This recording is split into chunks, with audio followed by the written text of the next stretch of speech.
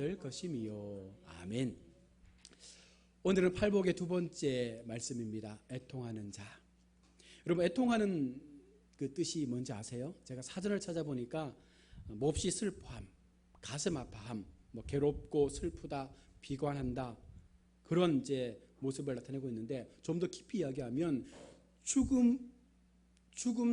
죽음을 당한 자에 대한 어떤 슬픔, 그리고 죄에 대한 어떤 통탄한 마음, 이것을 애통하는 마음이라고 말하고 있는데요. 우리가 인생을 살아가다 보면 모든 삶이 그냥 평탄하지 않잖아요. 늘 인생 속에서 많은 고난을 만나게 되고, 또 많은 그 여러 가지 환경의 아픔 속에서 늘 좌절하기도 하고 무너질 때가 분명히 있다는 것이죠. 요즘처럼 코로나19의 어떤 그런 사건 속에서 많은 그 소상공인들이 넘어지고 스스로 목숨을 끊기도 하고 여러 가지 많은 이 경제적 어려움 속에서 힘들어하는 시대를 우리가 살고 있습니다. 그들을 바라보면 참 가슴 아프고 안타까운 모습인 것이죠. 만사가 그냥 물 흐르듯 착 흘러가면 좋겠는데 인생이 그런 게 아니거든요. 항상 우리 인생은 내 마음대로 된다 안 된다? 안 된다는 거예요. 그래서 우리는 그 모든 만사를 이끌어 가시는 하나님을 의지하고 그 하나님 앞에 우리의 마음을 고백할 수 있어야 하는 것이죠. 자, 그러면 언제 우리는 애통해야 할까? 사랑하는 남편이나 자식을 어처구니 없이 잃게 되면 더 이상 슬픔을 참지 못해서 정말 우리가 끄억끄억 울잖아요. 그런 모습을 우리가 애통이라고 말하는데, 자, 그러면 우리가 신앙 속에서 애통이 뭘까를 한번 살펴봐야 되는 것이죠. 제널드 시처가 쓴요 하나님의 뜻이라는 책에 보면 이런 이제 내용이 나와 있습니다. 시처와 그의 가족들이 하루는 차를 타고 길을 가던 중에 한 코너에서요 큰 트럭 하나가 달려오는 거예요. 그런데 이 트럭 운전자가 술을 먹은 거죠. 그래서 이 트럭과 시처의 차가 충돌하게 됩니다. 그리고는요 이 사고로 인해서 아내가 죽고 또 딸이 죽고 그리고 어머니가 죽었습니다. 그리고 시처와 남은 3명의 자녀들은 병원으로 실려가서 치료를 받게 됐죠. 치료를 다 받고 집에 돌아온 시처의 마음이 어떻겠습니까? 갑작스러운 사고, 내 뜻이 아니잖아요. 나는 원치 않았는데 그냥 외부에서 술 취한 운전자가 그 차를 그냥 들이받은 거죠. 그래서 사랑하는 아내도 잃고 또 어머니도 잃고 딸마저도 잃어버렸습니다. 그때 시처가 하나님께 이렇게 말하는 거죠. 하나님, 왜 나입니까? 왜 나에게 이런 일이 일어납니까? 이게 하나님의 뜻입니까? 이런 것이 하나님의 뜻이라면 저는 도무지 납득할 수 없습니다. 이런 마음을 가지고 계속해서 몇 날을 시간을 보내면서 고민하는 거예요. 그러면서 어느 순간 그가 정신을 차리고 말씀을 읽기 시작합니다. 그러던 중에 그 말씀 속에서 하나님의 뜻을 발견하는 거예요. 과거를 돌아보지 않고 미래에 대한 헛된 희망을 갖지 않고 현실의 삶에 충실하는 것, 바로 이것이 하나님께서 우리를 향하여 말씀하는 거죠. 계속 그 사고의 아픔에 매여 있으면 더 이상 현재의 삶이 나아질 수가 없는 거예요.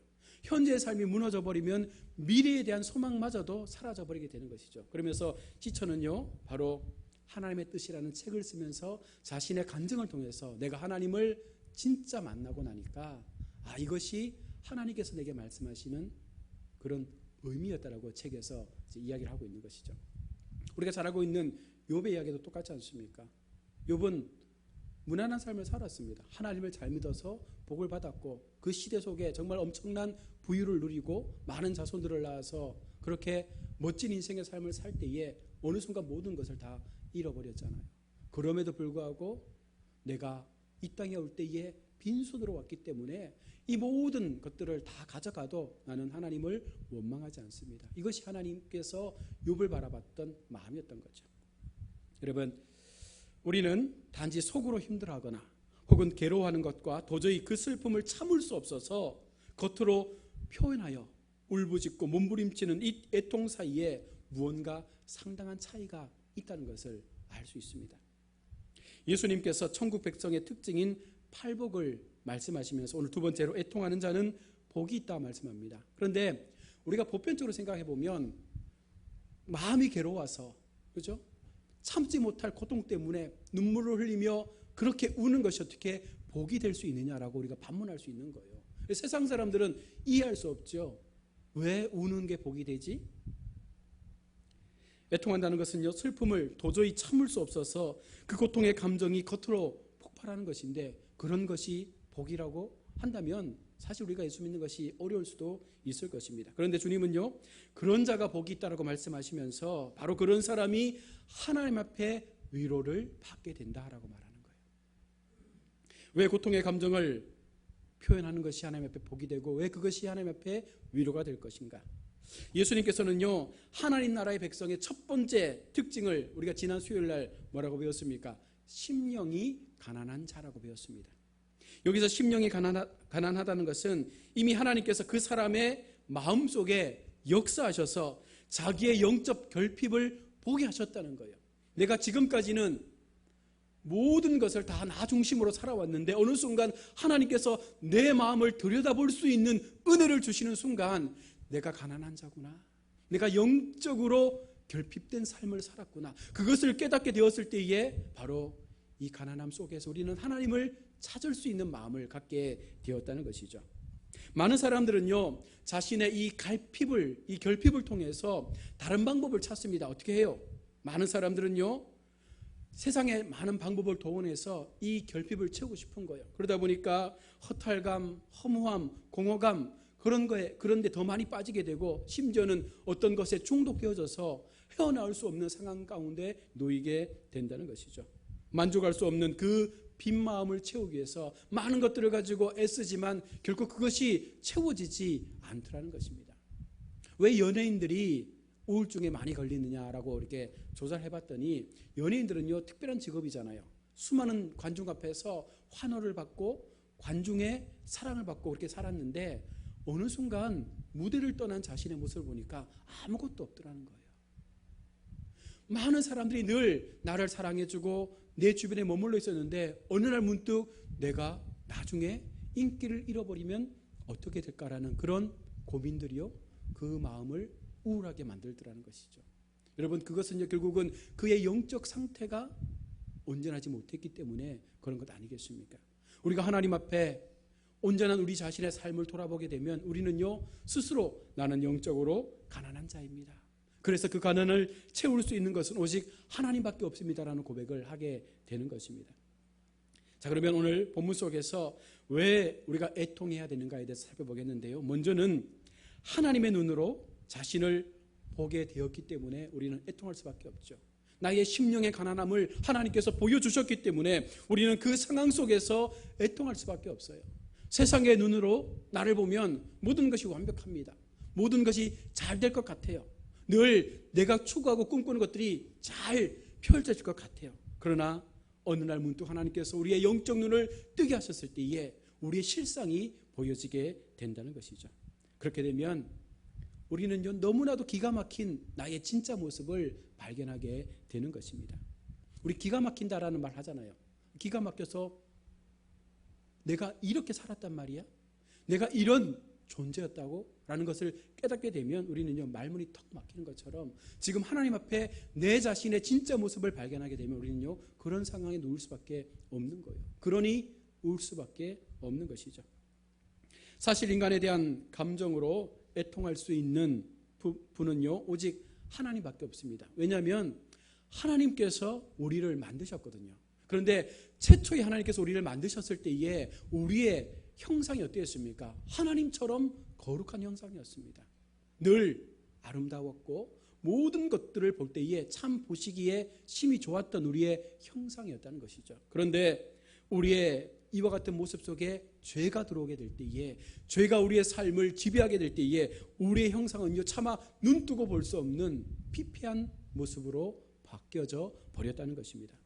사실 구원은요, 인간을 불쌍히 여기는 그 마음에서부터 시작되는 것 아닙니까? 그래서 하나님께서 우리 인간들을 불쌍히 여기셔서 그 아들 독생자를 보내주심으로 말미암아 우리가 구원을 얻게 되는 것 아닙니까? 죄의 결과는 파괴된 우리의 본성이지만, 그러나 그 죄의 결과를 깨닫게 되었을 때 우리 속에 다시금 하나님께서 회복하시는 구원의 은혜를 베풀어 주신다는 것이죠. 병원 신방을 하다 보면 참 안타까운 일들이 많아요. 그 중에서도 중환자실을 신방하면 정말 가슴이 무너지거든요. 병이 뭐길래 멀쩡했던 사람을 저렇게 피폐하게 만드는가? 코와 입에 호수를 꽂고요. 옆에서 불러도 듣지 못하잖아요. 그런 모습을 볼 때마다 사실 정말 가슴 아프고 눈물 나고 빨리 회복되기를 바라는 그런 마음을 갖게 됩니다. 비참한 모습을 통해서 눈물을 참을 수가 없는 그런 우리의 마음을 경험하게 되는 것이죠. 그런데요, 이런 모습들이요, 우리 주변에도 너무 많이 있다는 거예요. 굳이 병원에서만 뿐만 아니라 여러분 주변에 보십시오. 함부로 자신의 목숨을 버리는 사람들, 또 먹을 것이 없다고 소매치기 하거나 강도짓하는 그런 수많은 사람들, 그런 주변에 악한 행위로 살아가는 사람들을 볼 때마다 여러분 가슴이 어떻습니까? 그냥 뉴스를 들으면 뭐 그럴 수도 있겠구나 생각하시겠습니까? 만약에 관점을 바꾸어서 만약에 그렇게 행동하는 사람이 내 가족이라면, 내 자녀라면 여러분 마음속에 그를 향하여 애통하며 눈물 흘리는 마음이 일어나지 않지 않겠어요?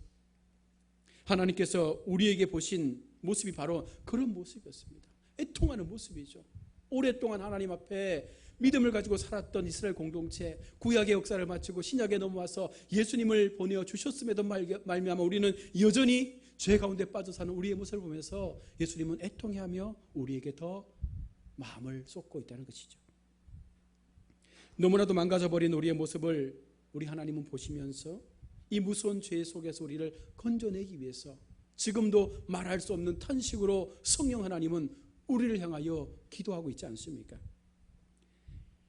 어느 순간 내 마음속에 말씀이 심겨지게 되고 어느 순간 성령께서 내 마음을 만져주실 때에 우리의 영적 믿음의 눈이 뜨여지게 되는 것 아닙니까? 그때 우리는요, 바로 이러한 나 자신의 모습을 깨닫게 되고 그와 같은 나의 모습을 통해서 얼마나 내가 무서운 파멸 가운데 가고 있는지를 깨닫게 되는 것입니다.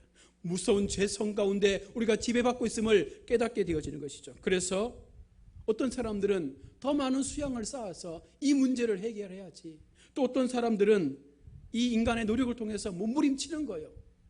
안 되면 도박에 빠지고 알코올에 빠지고 여러 가지 많은 수행의 노력들을 통해서 몸부림쳐보지만 결국은 아무것도 아닌 자신을 발견하게 된다는 것입니다. 이 수양은요, 잠시뿐 영원한 우리의 삶에 평강을 주지 못한다는 것입니다. 그런데 어느 날 내가 진짜로 하나님을 만나게 되고 하나님의 마음을 경험하게 되었을 때에 우리는 이렇게 고백할 수밖에 없는 것이죠. 누가 이 사망의 몸에서 나를 건져내랴. 누가 이 사망의 몸에서 나를 건져내랴.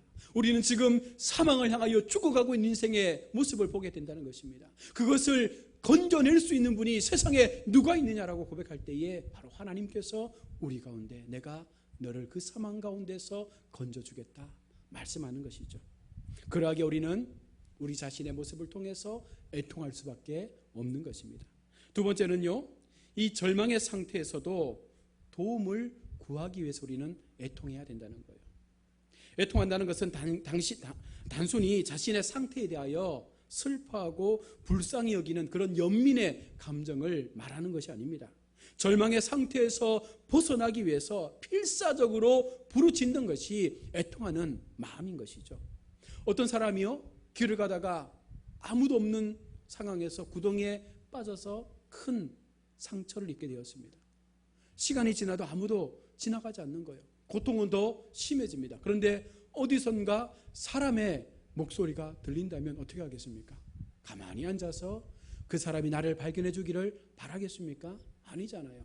있는 힘껏 여기 사람 있습니다, 살려주세요라고 외치지 않겠어요? 간절하게 부르짖으면서 나를 좀 건져주세요라고 외치지 않겠습니까?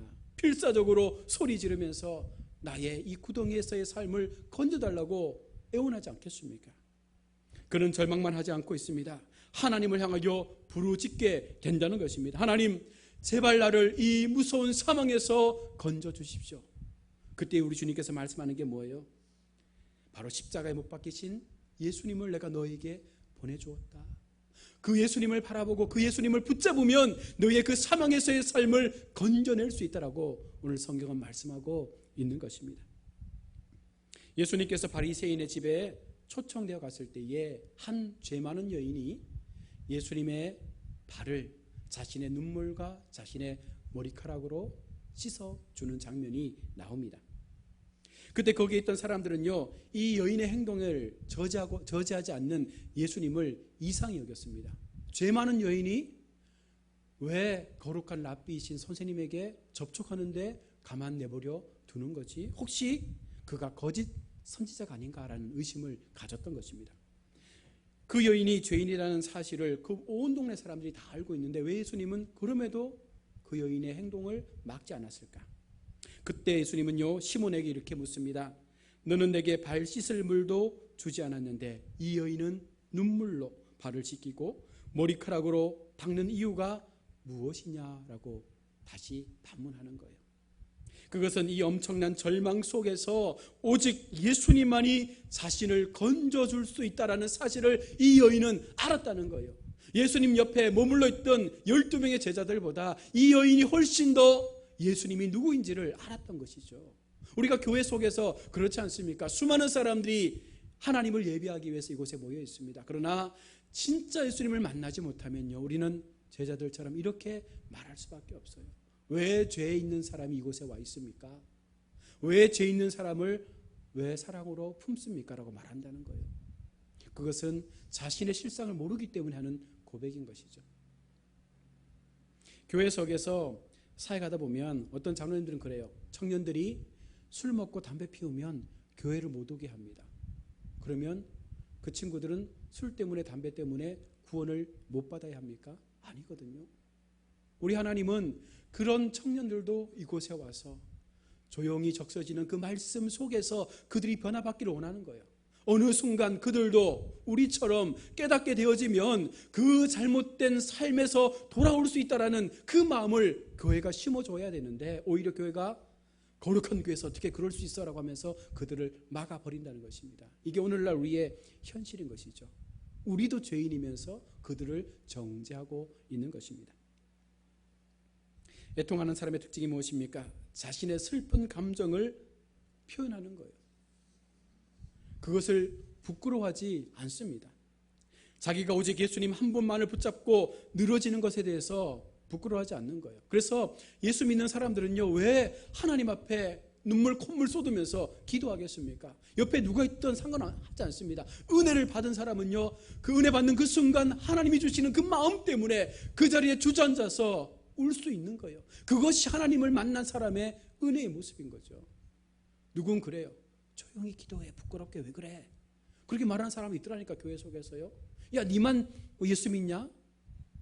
그렇게 말하면서 그 기도하는 사람을 야단치는 그런 분들도 교회 속에 있더라는 것입니다. 물론 그렇게 해서 우리의 예배가 방해될 수도 있겠지만 여러분, 그 사람의 마음을 오히려 도닥거려주고 은혜 받은 그 마음을 위로해 주면서 우리가 함께 그 마음을 나눌 수 있을 때 교회는요, 더 든든해지는 건 줄로 믿습니다. 우리가 교회 혹은 가정에서 우리의 삶의 여정 속에서 은혜를 받는 순간순간마다 우리는요, 우리 마음 가운데 찾아오신 예수님 때문에 눈물 흘릴 수밖에 없는 거예요. 그 주님 앞에 세워지면 우리는요, 아무것도 아닌 것을 알기 때문에 그냥 그 은혜가 너무 좋은 거예요. 그러니 우는 것이죠. 여러분, 그것을 우리는 고백해야 한다는 것입니다. 특별히 금요일 밤 기도할 때 정말 간절하게 우리가 부르짖으면서 다른 날은 뜨겁게 못할지라도 그죠? 정말 통성으로 기도할 수 있는 그런 공식적인 시간 속에 정말 내 마음을 쏟아내면서 기도할 수 있는 그런 은혜가 우리 속에 계속해서 일어날 수 있기를 축원합니다. 또 하나 통할 수 있는 것은요, 바로 나를 이 무서운 죄에서 건지기 위해 예수님께서 십자가에서 죽으셨다는 것을 깨달았기 때문에 우리는 애통하는 것이죠. 처음에 우리가 예수 믿으면 예수님의 십자가하고 나하고 무슨 상관이야? 라고 묻습니다. 예수님께서 누구 때문에 죽으셨어요? 라고 물으면 뭐라고 합니까? 많은 사람들이 우리 때문에 라고 해요. 물론 우리 때문에 죽으셨는데 사실 정확한 표현은 나한테 물었기 때문에 나 때문에 죽으신 거예요. 나와 전혀 상관없는 예수님께서 나 때문에 죽으신 거예요. 왜 나 때문에 죽으셨어요? 나를 구원하고 싶어서, 나를 너무 사랑하셔서 그 천국 보좌 버리시고 이 땅에 오셔서 내 마음 가운데 찾아오고 싶은 그 예수님께서 나의 마음을 회복하기 위해서 이 땅에 오셔서 나를 위하여, 나의 죄를 위하여 죽으셨다는 사실을 우리가 깨닫게 되었기 때문에 애통하게 되는 것이죠. 여러분, 생각해 보십시오. 사람을 나무에 못 박아 죽인다는 게 사실 말이 됩니까? 그 십자가의 고통 속에서 죽을 때요, 여러분 그냥 죽는 게 아닙니다. 그 주변에 많은 까마귀들이 막 날아다닙니다.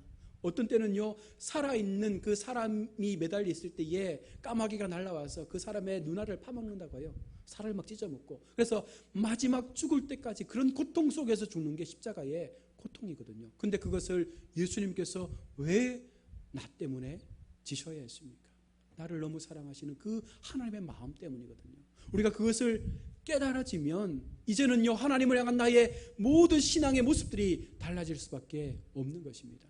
그래서 건강한 신앙의 삶을 사는 사람과 종교적 행위를 통해서 교회를 다니는 사람의 삶의 모습은요, 완전히 다른 거예요. 제대로 예수 믿는 사람의 신앙의 모습과 그냥 단순히 복을 받기 위해서 교회를 나오는 사람의 삶의 모습은요, 다르다는 거예요. 무엇이 다릅니까? 진짜 예수님의 십자가의 은혜를 아는 사람, 그렇지 못한 사람의 그 마음이 다를 수밖에 없는 것이거든요. 여러분, 우리가 그 예수님의 십자가를 깨닫고 그 예수님의 십자가 앞에 내 삶을 내어드리면 우리에게는 더 이상 영적 고통으로부터 해결받을 수 있는 은혜를 만나게 되는 줄로 믿습니다. 예수님은 그 십자가 위에서 우리가 마실 마지막 진노의 잔까지 다 마셨기 때문에 이제 우리 더 이상 우리는요, 그런 고통을 감당하지 않아도 되는 것이죠. 그러하기에 우리는 눈물로 우리의 마음을 감사로 고백할 수밖에 없는 것입니다. 자, 그러면 이렇게 애통하는 자에게 어떤 하나님의 복이 임합니까? 오늘 성경은요, 자신의 재성을 보고 하나님 앞에 부르짖는 그와 같은 사람들을 그냥 두시지 않고 하나님께서 위로해 주시겠다 말씀하는 거예요. 여러분, 사람으로부터 위로받아도 그 마음이 편안한데 하나님께서 그런 애통하는 사람을 찾아오셔서 위로해 주시겠다 말씀하는 것이죠. 여기서 말하는 위로는 무엇입니까? 바로 의롭다라는 우리의 그 삶을 불러주시겠다는 거예요. 이제 너는 의로운 사람이야. 이제 너는 거룩한 사람이야. 이제 너는 내 자녀야 라는 그 하나님의 칭의로운 은혜 속에 우리를 불러주셔서 더 이상 세상의 자녀가 아니라 하나님의 자녀로서의 삶을 살아갈 수 있는 그와 같은 신분을 우리 가운데 회복해 주시는 위로를 주시겠다는 것입니다. 죄를 지은 심정을 가진 사람은요, 늘 쫓기는 마음을 갖고 살지 않습니까?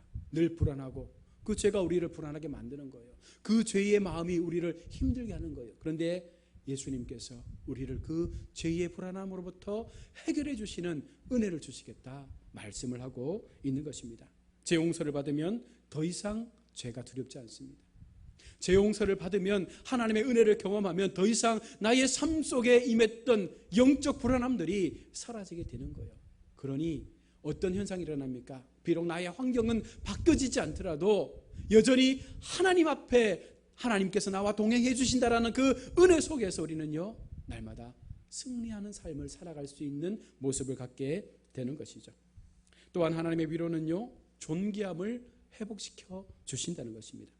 실제로 의롭다함을 받기 전에는요, 우리는요, 자기 자신을 학대하며 살지 않았습니까? 술을 마실 때도 있고 너무 일에 몰두하면서 그런 시간들을 메꾸려고 했던 그런 모습들이 있는 것입니다. 그것은 할 수 있는 한 하나님 앞에서 자기 자신의 모습을 잊어버리려는 몸부림과도 같았습니다. 그런데 하나님께서 우리의 죄를 용서해 주시고 그 용서함을 받는 그 순간 우리는요, 얼마나 하나님 앞에 우리가 존귀한 존재인지를 깨닫게 된다는 거예요. 우리가 값을 매기잖아요, 물건마다. 그래서 많은 목사님들이 묻습니다. 당신은 얼마짜리입니까? 라고 물으면 우리는 뭐라고 대답해요? 우리는 예수님 짤입니다 라고 하잖아요. 그 예수님 짤입니다라는 것이 뭡니까? 예수님의 생명의 핏값을 주고 사신 거룩한 존재라는 거예요. 그만큼 우리를 하나님께서요, 귀하게 여기신다는 거예요. 세상과 바꾸어서 온 인류와 바꾸어서 우리의 생명을 사신 그 하나님의 은혜가 얼마나 큰지 우리가 깨닫게 된다는 것입니다. 그러면 더 이상 나를요, 핍박하지 않습니다. 더 이상 나를 스스로가 낮추지 않아요. 나는 하나님 앞에 존귀한 자야. 나는 예수님 짤이야. 나는 위대한 사람이야. 이 마음을 가지고 살게 되면요, 더 이상 우리의 마음속에 있었던 그 약함들은요, 사라질 수밖에 없는 것이죠. 마지막으로 하나님의 위로는요, 하나님께서 애통하는 자를 그가 연약하다라고 버리지 않겠다라는 그 약속이 포함되어 있는 것입니다. 한번 하나님을 경험하고 그 은혜 속에 들어가면 하나님은 이제 절대로 우리를 버리지 않습니다.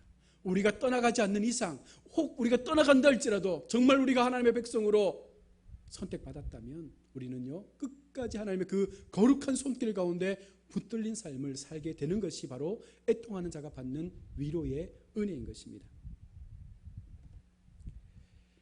나 혼자 여러분 안개 속을 방황하는 것처럼 나의 인생이 힘들어 보이고 고단해 보이고 여러분 어렵습니까? 걱정하지 마십시오. 여러분 곁에는 하나님께서 지금도 여전히 동행하고 있다는 사실을 믿으셔야 합니다. 하나님께서 우리를 붙잡고 계시다는 사실을 믿어야 할 줄로 믿습니다. 우리 잘 알고 있는 예와 모래 발자국 아시죠? 어느 날 한 청년이 예수님과 함께 길을 갑니다. 많은 이야기를 나누면서 다정하게 그 인생의 길을 가는데 어느 순간 큰 풍랑을 만나는 거예요. 큰 아픔을 만나는 거예요. 그런데 지금까지 나와 같이 갔던 예수님의 발자국이 보이지 않는 것입니다. 그때 청년은 얘기하죠. 그렇지, 힘드니까 예수님마저도 나를 떠나버렸구나 라고 했을 때 예수님께서 말씀하는 거예요. 아니야, 내가 지금 너를 업고 가고 있잖아. 그 발자국은 청년의 발자국이 아니라 예수님의 발자국이었어요. 우리의 힘든 상황 속에 예수님은 오히려 우리를 업고 그 힘든 세상의 풍랑을 이겨갈 수 있도록 여전히 우리와 함께 해주신다라는 그 사실을 오늘 우리는 분명 믿음을 통해서 고백해야 되는 줄로 믿습니다. 사랑하는 우리 성도 여러분, 내가 그리스도를 믿는다는 것을 여러분 부끄러워하지 말아야 합니다. 그리스도의 십자가를 부끄러워하는 사람은요 애통하는 사람이 될 수 없습니다. 어떤 때라도 은혜가 임하면 울 수 있어야 되고 어떤 때라도 하나님의 은혜가 나로 나 자신을 포기하셨다는 그 사실 앞에서 우리는 철저하게 우리의 삶이 존귀한 삶임을 고백할 수 있어야 하는 것입니다. 끝까지 하나님께서 우리의 인생을 붙잡아 주시면 능히 나의 삶 속에 임할 하나님의 그 평강의 역사가 나의 삶 속에 날마다 나를 새롭게 바꾸어 갈 수 있다는 그 믿음의 고백을 통해서 우리가 살아갈 수 있을 때 바로 우리는 하나님의 영원한 위로 속에서 감사의 삶을 살게 되는 것이죠. 오늘 이 시간 그 마음을 가지시고 다시 한번 우리의 마음을 굳건하게 잡으시고 내 마음의 심령 가운데 나의 영적 가난함을 보게 하신 하나님, 오늘 이 시간 정말 주님 앞에 우리가 애통하는 마음을 가지고 기도하면서 하나님 나를 불쌍히 여겨 주옵소서. 그 주님을 끝까지 붙잡을 수 있는 우리의 삶이 될 수 있기를 주의 이름으로 축원합니다. 아멘. 우리 함께 이 시간 말씀을 기억하면서